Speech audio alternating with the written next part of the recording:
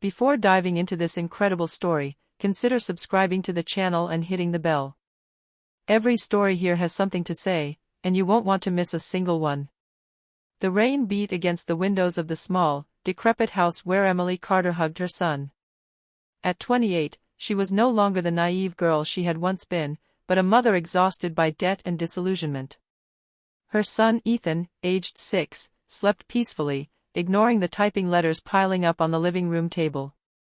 Emily had always known life wouldn't be kind to her. Abandoned by the man who had promised her eternal love, she had had to fight alone, working 2 jobs to provide a roof over her head and a meal for her child. But despite her efforts, the bills were piling up, and the bank was threatening to take away the only thing that truly mattered, her home. Their safe haven. Then an unexpected proposal arrived. A document, slipped into a luxurious envelope, bore the seal of a prestigious law firm. The words were simple: a contractual marriage, in exchange for absolute financial security. Emily had thought it was a mistake. Why her? A simple supermarket cashier, with no fortune, no influential family. Yet the letter was indeed addressed to her, and the offer seemed real. She hesitated, her heart heavy. Everything inside her screamed that marriage wasn't a transaction. But when she laid eyes on Ethan, she knew she had no choice. Saving their home, their future, their dignity, that was what mattered. She signed. What she didn't know was that this contract was no mere formality. She had just married one of the most powerful and mysterious men in the country, Alexander Wright, a billionaire with an icy gaze, feared in business, but haunted by a secret buried for years. Emily was still unaware that this man, whom she believed to be a stranger, was linked to her by the past, and by blood. Carr, the father Ethan had never known, had just become her husband. The morning was gray, heavy with clouds, and yet Emily Carter didn't have time to look up at the sky. She hurried out of work, her cashier's apron still crumpled in her bag, and ran to catch the bus. Her fingers trembled around the letter she had just received from the bank, a final notice of seizure. In less than a month, she and her son would be kicked out. Sitting at the back of the bus, she watched the passengers without really seeing them. Her mind wandered to Ethan. What would happen to him if she lost the house? Where would they sleep? Emily clutched the bag to her chest, as if protecting her child from a distance. She had known poverty, abandonment, but never had she felt such brutal despair. When she finally got home, she found an envelope lying by the door. The paper was thick, ivory-colored, with a gold seal engraved on it, Cabinet Rosenberg and Associates. She frowned. She had never dealt with lawyers. She hesitated for a moment, then opened it with a trembling hand. The lines she read left her speechless. Madam Carter. Following the express request of our client, we ask you to kindly consider this proposal. A legal and official marriage contract will be offered to you. In exchange for your acceptance, all your debts will be forgiven and you will receive permanent financial support. Emily read the letter 3 times in disbelief. And marriage with whom? Why her? The very idea seemed absurd to him. Was it a joke, a scam? Yet the signature and the office address were authentic. That evening, she sat in the kitchen, the letter in front of her, a cold cup of coffee in her hands. Ethan, carefree, played with his toy cars on the floor. "Mom, why are you sad?" he asked, raising his innocent eyes to her. Emily forced a smile and stroked her brown hair. "It's okay, darling. Mom is just thinking about how to make things better for us." She said these words to reassure him, but deep down, she didn't know how to get out of it. What if this contract was her only chance? But marrying a stranger, wasn't that selling her soul? A few days later, she received a call from the firm. A deep, polite but firm voice arranged an appointment for her in a luxurious building in the city center. Emily wanted to refuse, but something pushed her, the look in her son's eyes, her uncertain future, and the fear of losing everything. She put on her best dress, an old outfit she hadn't worn in years, and took the bus to the city center. The skyscrapers seemed to crush her with their height. As she entered the building's marble lobby, she felt tiny. Men in suits and elegant women walked past her as if she didn't exist. She was led to a large conference room. And that's when she saw him. Sitting at the head of the table, dressed in a perfectly tailored dark suit, was a man with an icy aura. His deep, piercing gray eyes looked up at her with an intensity that made her shiver. Alexander Wright. Emily had never heard his name, but she immediately sensed that this man was no ordinary man. And it was at that precise moment that her life changed, without her knowing it yet. The silence in the room was heavy, almost oppressive. Emily didn't dare move. She stared at the man in front of her, troubled by his steely gaze. Her heart was pounding, as if her body was warning her of the danger she was about to face. "Mrs. Carter, sit down," said a deep voice. Emily looked up at Alexander Wright. His voice, calm and authoritative, left no room for argument. She timidly sat down at the head of the table. Two lawyers, sitting on either side, handed her a thick file. "You must have questions," Alexander continued, his fingers playing absently with a silver pen. Emily took a deep breath. "Yes." "Why me? I don't even know you." "And, why a wedding?" Alexander leaned forward slightly. His cold gaze softened only slightly. "Because I need a wife. And you need money. We can help each other." Emily felt her cheeks flush. She had never imagined hearing such a direct, unsentimental proposition. But that's not normal. Marriage is not a business contract. And yet, for many, it is all too often, Alexander replied, emotionless. "You sign, you get security and stability. In exchange, you carry my name and play your part in public. Nothing more." Emily clenched her fists. Everything inside her screamed to refuse.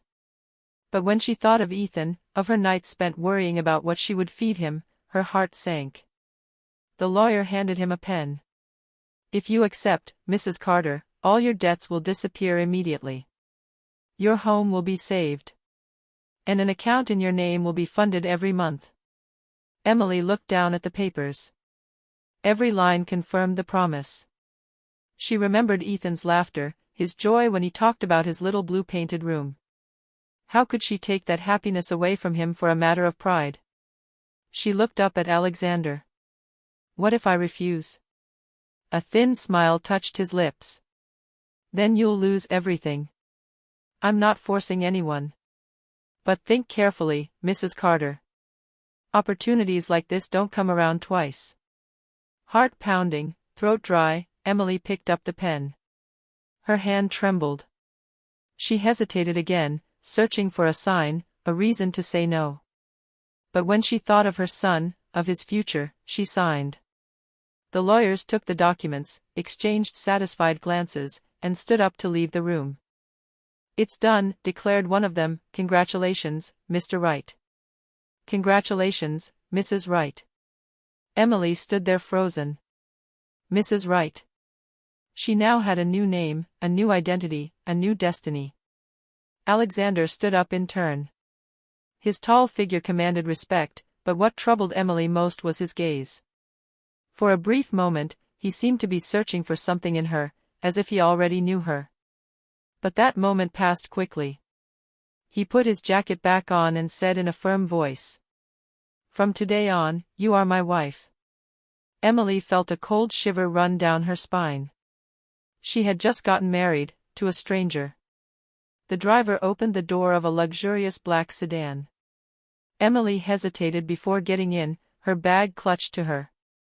She'd never seen such an imposing car. The leather smelled new, and the tinted windows cut her off from the outside world. Sitting next to Alexander Wright, she felt foreign, out of place, like an intruder in a world that wasn't her own. The billionaire remained silent throughout the journey. His profile, stern and perfectly defined, seemed carved from stone. He stared at the road, wordless, as if his presence was of no consequence. Emily, uncomfortable, dared to break the silence. "I guess, now I'll have to live with you." Alexander slowly turned his head towards her, his gray eyes piercing her. "We're married, Emily. Appearances require you to live with me. But make no mistake, I'm not asking for love or devotion. We have an agreement. Nothing more. The cold word struck Emily right in the heart. She looked down, ashamed of herself for having expected anything else. She should have known better. To him, she was just a formality. The car stopped in front of a vast mansion with wrought iron gates and perfectly manicured gardens. Emily's mouth fell open. She felt as if she had entered another world. As she climbed the marble steps, she wondered if she had done the right thing. This man, rich, powerful, but closed like a fortress, intimidated her. And yet, there was something in his eyes, a fleeting glimmer that she didn't understand. Was it pain? A maid opened the door, bowing her head respectfully. "Welcome, Mrs. Wright." Emily felt her heart clench at the sound of that name. She wasn't ready. Alexander led her through the vast corridors, decorated with old paintings and expensive furniture. "Here is your room," he said, opening a door to a luxurious suite. "You will have all the comfort you need. If you are missing anything, please ask the staff." Emily entered the room, dazzled by the immense bed covered in silk sheets. But deep down, she felt trapped in a gilded cage. Before leaving, Alexander stopped on the threshold. "I don't believe in feelings, Emily. They only make people weak. We're here today only to meet each other's needs. Remember that." And he left the room, closing the door behind him. Emily stood alone, tears in her eyes. She had traded her freedom for her son's safety. But at what cost? Yet, she still didn't know that Alexander Wright, behind his icy armor, hid a deep wound, that of a man who had once loved, and who had lost. The sun was setting on the horizon when Emily descended the stairs of the manor, his son pressed against her. She had waited until the weekend to bring him over. The idea of introducing her child to Alexander made her anxious. She knew Ethan had nothing to do with this strange situation, but she feared the reaction of her new husband, this icy man she understood so little. The little boy, with his large hazel eyes sparkling with curiosity, looked around in wonder. "Mom, it's like a castle in here," he exclaimed, his eyes widening. Emily smiled softly. She wanted to share the enthusiasm, but her heart was beating too fast. They crossed the vast hall with its imposing columns. Alexander was already standing there, dressed in a dark suit, impeccable as always. He turned towards them and, for the first time, his gaze lingered on the child. Ethan, without any embarrassment, walked towards him. "Hello, sir. My name is Ethan. And you?" Alexander stood frozen for a moment. His gray eyes searched the child's face. The slightly wavy brown hair, the shape of his smile. Everything about him stirred a painful memory, buried deep within his mind. His throat cleared. "I'm Alexander. But for you, it'll be Mr. Wright." "D'accord, Monsieur Wright," Ethan replied with a genuine smile. Emily watched nervously. She expected Alexander to turn away, indifferent. But instead, he slowly, almost awkwardly, crouched down to the child's eye level. "So, Ethan, do you like castles?" "Yes. This one is the most beautiful I've ever seen. But, something's missing." "Oh yeah? And what then?" Alexander asked, intrigued. "A dog. In a castle, there must be a big dog to guard the house." A soft laugh escaped Alexander's throat. A short, surprised laugh, as if he hadn't laughed in a long time. Emily's mouth fell open. She'd never seen him express such genuine emotion. Ethan continued talking, carefree, recounting how he dreamed of having a dog, how he played superhero with his friends, and how he wanted to protect his mother. Alexander listened silently, but his gaze betrayed a disturbing intensity. At that moment, he no longer saw just a child. He saw a reflection of the past. A familiar face. Features he recognized but could not yet explain. When Emily gently took Ethan's hand to lead him to dinner, Alexander stood there, frozen, panting. A thought crossed his mind, brutal, impossible to ignore. Why does this child look so much like me? Night was falling on the right manner. Emily had put Ethan to bed after a long day, and the boy had fallen asleep immediately, a smile still on his face. He had spent hours exploring the halls of the estate, marveling at the paintings, the immense staircases, and especially the library, where he had insisted on leafing through picture books. Exhausted, Emily quietly closed the door to her room. But she had barely taken a few steps down the corridor when she saw Alexander leaning against the railing, a glass of wine in his hand. His gaze was fixed on the darkness of the garden, but she knew immediately that he was not relaxed. She stopped, hesitant. "Everything is fine?" she asked in a low voice. He turned his head towards her. His gray eyes shone with a strange intensity. "Where is your son from?" Emily froze, taken aback. "What do you mean, where is he from?" "Don't play with words," he replied coldly. "Who is his father?" Emily felt her heart race. She'd never liked talking about this subject. Ethan's father had been nothing more than a fleeting memory, a fleeting encounter she'd tried to forget. A man who'd left her alone, never knowing she was carrying his child. She looked down, uneasy. "It's complicated. I prefer not to talk about it." Alexander clenched his jaw, his fingers clenched around the crystal cup. "This child, he has your features, certainly. But his eyes, his smile," he paused, as if he didn't dare finish his thought. Emily felt a dull panic rise within her. She looked away, feigning fatigue. "Ethan is my son, that's all that matters. The rest doesn't matter." But Alexander didn't seem convinced. Throughout dinner, he had watched the little boy, intrigued by his way of speaking, his curiosity, his liveliness. Something within him struck a chord, a sensation he hadn't felt in years. Later, alone in his study, he reopened a secret drawer in his immense bookcase. He took out an old photograph, slightly crumpled. It showed a young woman, smiling, in his arms. A woman he had lost, and with her, a part of himself. He stared at the photo for a long time, before placing his glass on the desk with a sharp gesture. "Impossible," he murmurs. And yet, a certainty began to grow within him, as frightening as it was disturbing. This child was perhaps not a coincidence.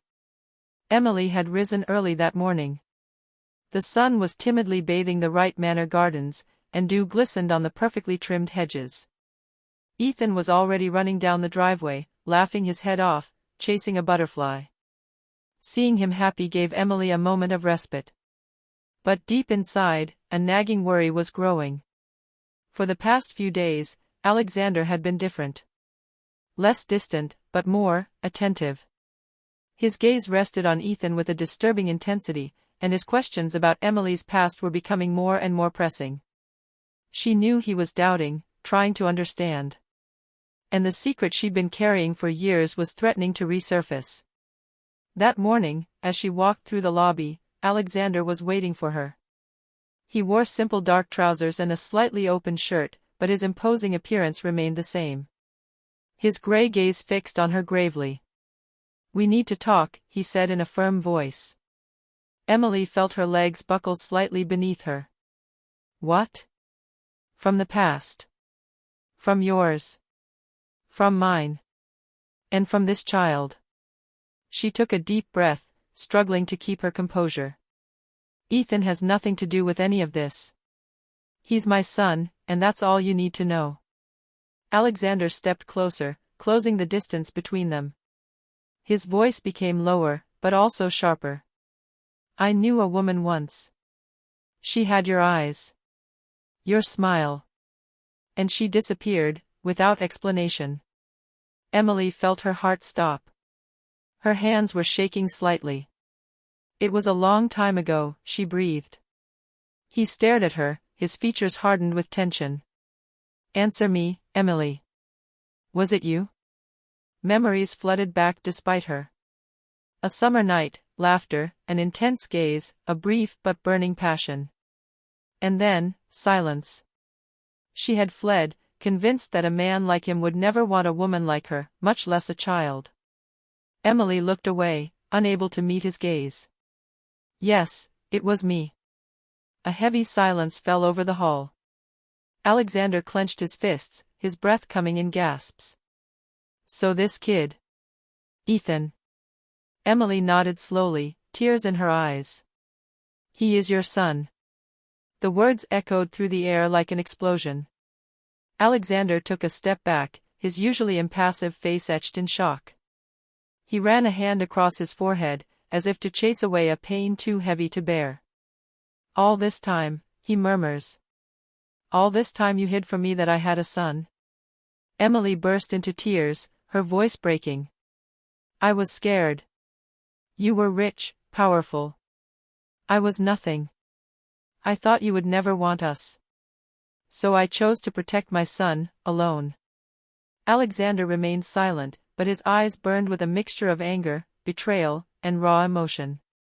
That day, their destinies intertwined again, but in a much more complex and painful way than ever before. For now the truth had come out of the shadows. The entire mansion seemed silent, as if the very walls were holding their breath. After the revelation, Alexander had locked himself in his study, leaving Emily alone in the hall, her heart breaking. She knew she had just turned her life upside down, that there was no going back. Alexander paced the room. His hand nervously clutched a glass of whiskey, which he finally slammed down on the desk. His thoughts were racing. A son, for 6 years, he had been unaware of the child's existence. He had been deprived of the greatest truth of his life. He opened the door with a sharp gesture. Emily was still waiting for him, her eyes red from tears. When she saw his face, she knew the storm hadn't passed. How could you? His voice cracked like a clap of thunder. How could you take my son away from me, hide his existence from me? Emily was shaking, but she tried to defend herself. I wanted to protect him. You were a powerful man, cold, inaccessible. I was afraid you would reject him, or worse, take him away from me. Alexander burst into bitter laughter. Take her away from me? You took her away from me, Emily. You stole 6 years of her life. Her first steps, her first words, her smiles, his voice cracked slightly, and you thought I had no right to know? She looked down, unable to meet his burning gaze. I never meant to hurt you. I thought I was doing the right thing. I thought it was better for him to grow up away from you. These words were the final straw. Alexander slammed his fist on the living room coffee table, the noise echoing throughout the room. I'm not a monster, Emily. You judged me without knowing me, you condemned me before I even had a chance to be her father. Emily, in tears, tried to approach. I'm sorry. I regret that choice every day. But understand me, I was alone, lost, and you were already an empire all on your own. How could a woman like me have believed that a man like you would accept a child outside of all logic, outside of your perfect world? The silence fell again, heavy, unbearable. Alexander, his fists clenched, was breathing with difficulty. He was torn between rage and unspeakable pain. Finally, he turned away, his voice lower, but icy. From now on, everything changes. Ethan is my son. I won't let anyone keep that from me anymore. You hear? No one. Emily felt a shiver run through her. She had just awakened a wounded giant, and from now on, nothing would ever be the same again. Because if Alexander had lost 6 years of fatherhood, he intended to make up for them, whatever the cost. The days following the revelation were marked by unbearable tension. The manor, usually silent and orderly, now vibrated with unspoken words, reproachful looks, and still open wounds. Alexander had changed. He no longer ran away from Ethan, quite the opposite.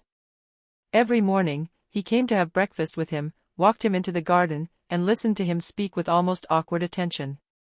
Ethan, happy and carefree, had grown attached to him, unaware of the inner storms tearing apart the adults around him.